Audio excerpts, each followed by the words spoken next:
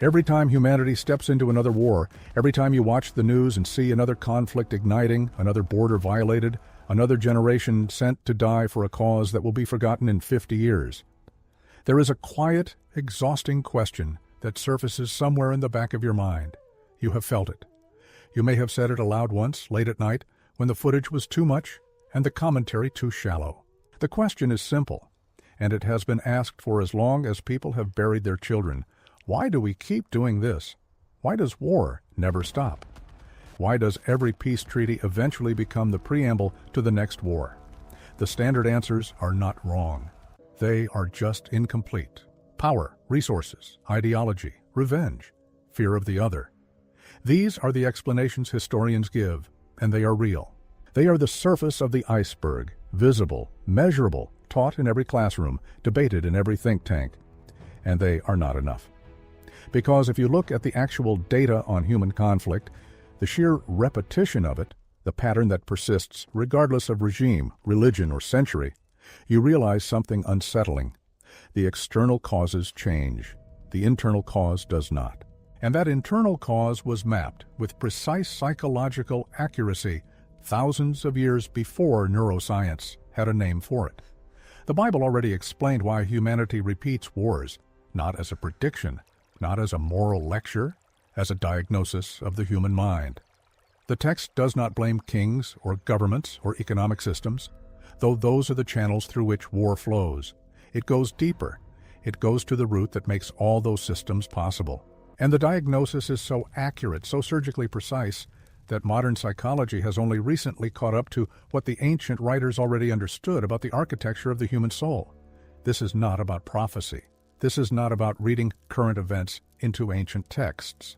This is about recognizing that the Bible contains a map of consciousness that explains why you and every person you have ever met carry the seeds of war inside you right now, whether or not you ever pick up a weapon. Let us start with the word itself, the word that the New Testament uses when it wants to talk about where conflict comes from. It appears in the Greek text of a short letter written sometime in the 1st century, attributed to James, the brother of Jesus. The verse is James 4:1, and if you read it in most English translations, it sounds like a simple moral question. What causes fights and quarrels among you? Don't they come from your desires that battle within you? That is the surface.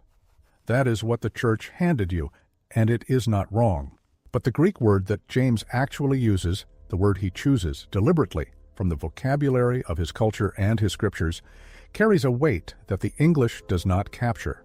The word is hedonon. It is the genitive plural of hedon. You recognize the root. Hedonism, pleasure, the pursuit of satisfaction. But James is not talking about pleasure in the modern sense of indulgence or luxury. He is using a word that, in the Greek philosophical tradition, referred to the driving force behind every human action, the relentless hunger for a state of completion that you do not currently have. Aristotle used hedon to describe the satisfaction that follows the fulfillment of a natural desire. The Epicureans built an entire ethical system around the intelligent management of hedony, but James takes the word and turns it inside out. He does not say that pleasure is the problem. He says that the desire for pleasure, the craving, the ache, the constant reaching, is what generates conflict, and here's where it gets precise. The Greek phrase is ton hedonon hymen, your pleasures, but the verb that follows is stratuomenon, which is a military term. It means to serve as a soldier, to campaign, to wage war. James says that your pleasures are waging a military campaign inside your own body. The war outside is a projection of the war inside. That is not metaphor. That is diagnostic. And the surface reading preserves this. It gives you the moral conclusion. But the depth reveals the mechanism. The English translation asks you to behaviorally manage your desires. The Greek reveals that your desires are already organized, like an army, already deployed, already fighting for control of your attention, your decisions, your relationships. This is the layer that the standard reading rarely opens. And it is the layer that explains why war is not a bug in human civilization. It is a feature of human consciousness that has not been transformed. Now, look at the Old Testament. Look at the first war ever described in Scripture. It is not between nations. It is not between armies. It is between two brothers, Cain and Abel. And if you have read this story since childhood, you have probably heard the moral version: Cain was jealous, so he killed his brother. That is the surface. That is true. But the Hebrew text contains a detail that changes everything. In Genesis 4:6, God says to Cain, "Why is your face fallen?" The phrase in Hebrew is lama naphelu paneka, literally, "Why have your faces fallen?" Plural. And in verse 7, God says, "If you do well, will you not be lifted up? And if you do not do well, sin is crouching at the door. Its desire is for you, but you must rule over it." The word for sin here is chatat. It can mean sin, but it can also mean a sin offering. The ambiguity is intentional, and the word for crouching is rovets, which is the same word used for a wild animal crouching before it springs. In the ancient Near East, this was the posture of a demonic figure, a predator waiting at the threshold. God tells Cain that this thing, this crouching predatory impulse, has its desire directed toward him, and the Hebrew word for desire here is teshuka. It appears only 3 times in the Hebrew Bible. The first is here, describing sin's desire for Cain. The second is in Genesis 3:16, describing the woman's desire for the man. The third is in Song of Solomon 7:10, describing mutual longing between lovers. This is not a simple moral warning. This is a map of how the human psyche generates conflict. The impulse to violence does not begin with an external enemy. It begins with an internal condition, a face fallen, a sense of something not being right, a feeling of rejection or inadequacy. And from that internal state, a predatory impulse rises. It crouches at the door of your consciousness. It wants you. It wants to take over your perception, your judgment, your actions, and if you do not rule it, if you do not recognize it and integrate it, it will rule you. Cain does not kill Abel because Abel did something wrong. He kills Abel because Abel's existence reminds Cain of what he lacks. The other brother becomes the target of an internal war that Cain never learned to see. And that pattern, the transference of internal conflict onto an external target, is the psychological engine of every war in human history. Now here is where it gets deeper. Because the surface reading says, sin is bad, do not sin. But the depth reading says, sin is a system. It is an organized pattern of perception and reaction that operates below conscious awareness. And the Bible is not just telling you to behave better. It is showing you the architecture of your own mind so that you can recognize the pattern before it deploys. Modern neuroscience has confirmed this with a specificity that would have been unimaginable to the biblical authors. And yet the map they drew is eerily accurate. When a person experiences a perceived threat, whether physical, social, or psychological, the amygdala activates within milliseconds. It bypasses the prefrontal cortex. You react before you think. And what is that reaction? It is not a rational assessment of danger. It is a mobilization of the entire body for combat or flight. Your heart rate increases, your pupils dilate, your digestion shuts down, your muscles receive a flood of glucose. You are, in that moment, an organism preparing for war. But here is the crucial detail that matches the biblical map. The amygdala does not distinguish between a physical threat and a symbolic one. A critical remark from your spouse activates the same neural cascade as a tiger in the room. A political ideology that challenges your identity activates the same defensive posture as an invading army. The Bible calls this the crouching of sin at the door. Neuroscience calls it the threat detection system, and both say the same thing. The war begins before you know it has started. The psychologist and neuroscientist Antonio Damasio has spent decades studying how emotions and bodily states shape conscious thought. His core finding is that your sense of self, your identity, your values, your decisions, is built on a foundation of unconscious bodily signals. You do not think first and then feel. You feel first, constantly, continuously, and those feelings guide your thinking. The philosopher Ian McGilchrist takes this further. He argues that the left hemisphere of the brain, which is specialized for focused attention and manipulation, tends to reduce the world to static categories. It sees things as separate, fixed, and controllable. The right hemisphere, which processes broader context and embodied experience, sees relationships, flow, and interconnectedness. War, McGilchrist argues, is a left hemisphere phenomenon. It happens when the part of the mind that reduces the other to an object, to a threat, to a category, to an enemy, takes control of perception. This is exactly what the biblical text describes. Cain sees Abel not as a brother but as a rival. The sons of God in Genesis 6 see the daughters of men as objects to be taken. The kings of the earth in Revelation gather for battle because they have been deceived by spirits that reduce the complexity of reality to a single compelling narrative of threat and victory. And here is where the third layer opens, the philosophical layer that sits beneath both the biblical text and the neuroscience.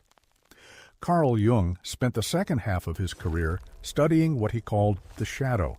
The shadow is the part of your personality that you have rejected, suppressed, or refused to acknowledge. It contains everything you do not want to be, your anger, your greed, your envy, your capacity for cruelty. And here is the catch. The more you deny your shadow, the more powerful it becomes, because it does not go away. It goes underground. It becomes unconscious. And from the unconscious, it projects itself onto others. You do not see your own greed. You see greedy people. You do not feel your own rage. You are surrounded by angry people. Your shadow, the part of you that crouches at the door, finds an external target. And then you can attack that target with a clear conscience, because you are not attacking yourself. You are attacking the evil that you have projected onto the other. Jung said that every war is a war of projection. The external enemy is always, at some level, a mirror of the internal conflict that a society has refused to face. And he was not the first to say this. James said it in the 1st century. The author of Genesis framed it in the 10th century, BCE. The pattern is the same.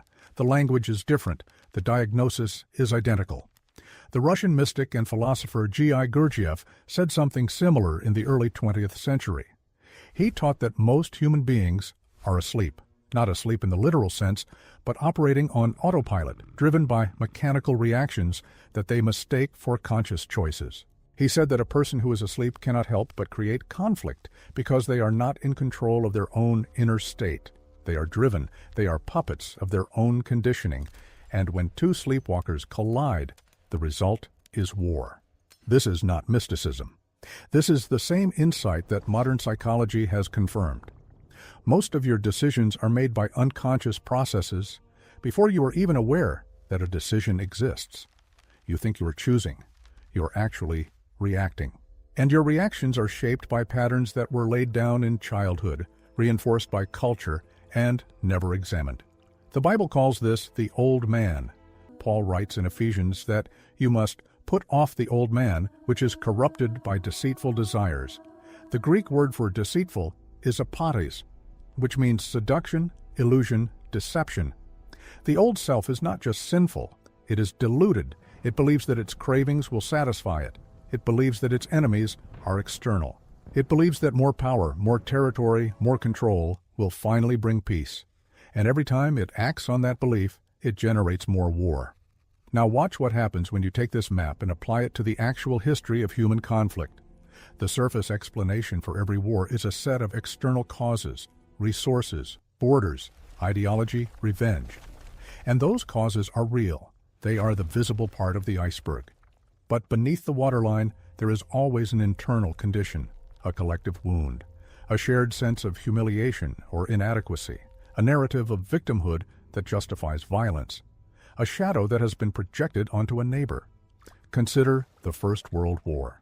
The standard explanation is a web of alliances, an assassination, a mobilization schedule that could not be stopped. That is the surface. But ask a deeper question. Why did an entire generation of young men march toward machine guns singing patriotic songs? Because they had been raised on a narrative of national glory and personal honor that they had never examined. Because their inner lives were empty and war promised meaning.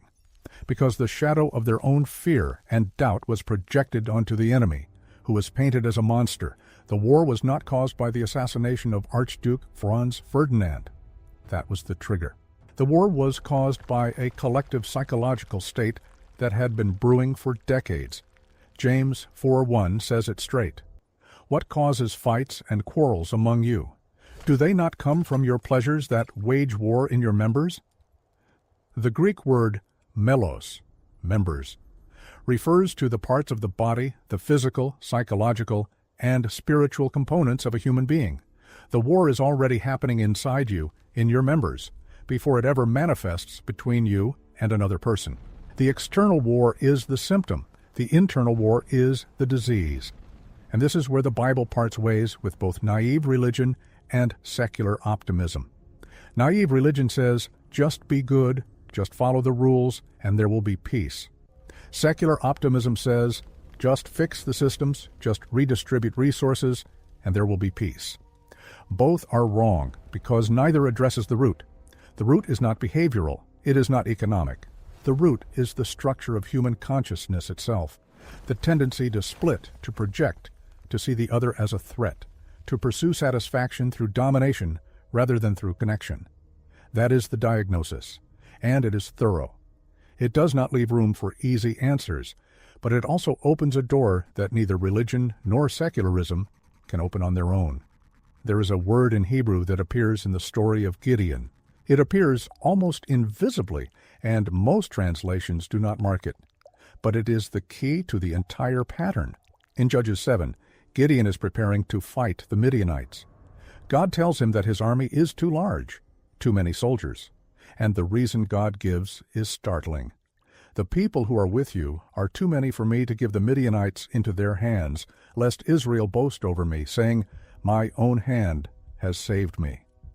The surface reading says, God wants the glory, and that is not entirely wrong, but the depth reading is more subtle. The surface reading is the container. The depth reading is the content. God is not jealous of human glory. He is exposing the psychological mechanism that generates war in the first place. The belief that my own hand has saved me, the illusion of self-sufficiency, the refusal to recognize that you are part of something larger, the pride that comes from seeing yourself as the sole agent of your survival. That is what generates more war. Because if your hand saved you, then your hand can save you again, and again, and again. And every time you rely on your hand, you create enemies, you create more conflict, you perpetuate the cycle. Gideon is reduced to 300 men. 300 against an army that the text describes as like locusts in number. And Gideon wins, not because he was a brilliant strategist, not because his men were better fighters. He wins because he is forced to surrender the illusion of control. He is forced into a position where he cannot claim that his own hand did it. And in that surrender, something shifts. The internal war, the war of pride, of self-sufficiency, of the ego that believes it is the center of the universe, is temporarily suspended, and the external war follows. This is the pattern that the Bible traces across every narrative. Abraham leaves his homeland. Jacob wrestles with an angel. Joseph is sold into slavery, then rises, then forgives his brothers. Moses is stripped of every resource before he faces Pharaoh. David faces Goliath not with armor, but with a sling and 5 stones. Peter denies Jesus 3 times before he can become the foundation of the church. Every single story follows the same arc. The human ego is broken open so that something deeper can emerge. And what emerges is not a better version of the same self. What emerges is a self that no longer needs to wage war, because it knows where its security actually comes from. Now bring this back to you. Because the Bible is not a history book about dead people. It is a map of your mind. Every character is a part of you. Every conflict is happening inside you right now. And the war that you see on the news, the war between nations, between tribes, between political parties, is a projection of a war that is happening inside you, in your members, every single day. Have you ever felt that surge of anger when someone disagrees with you? That is the war. Have you ever scrolled through social media and felt contempt for someone you have never met? That is the war. Have you ever held a grudge for weeks, months, years, replaying the offense in your mind, rehearsing what you should have said? That is the war. The same neural circuits that fire when a soldier charges an enemy trench fire when you type a reply to a comment that you find offensive. The same hormones, the same activation patterns, the same unconscious mobilization for combat. And the Bible says that this is not accidental. This is the design of the old self. The old self is a war machine. It is constantly scanning for threats, constantly building alliances and enmities, constantly defending its territory. Its territory is not land. It is identity. It is self-image. It is the story it tells itself about who it is and who the other is. And it will fight to the death to preserve that story.